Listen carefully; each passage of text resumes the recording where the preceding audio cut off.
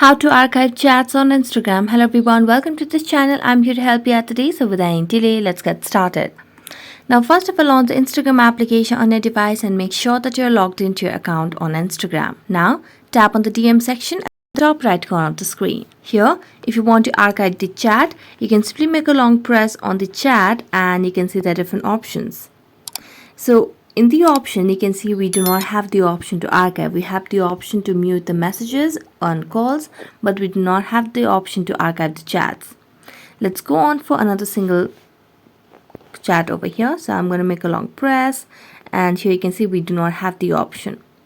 So what you can do is you can simply tap on mute messages over here, and after you do that, you can simply tap on until I change it. You can simply remove it, or you can simply tap on move to general, and you'll be able to just move it from primary to general. So that's it. Thank you so much for watching this video. See you next time.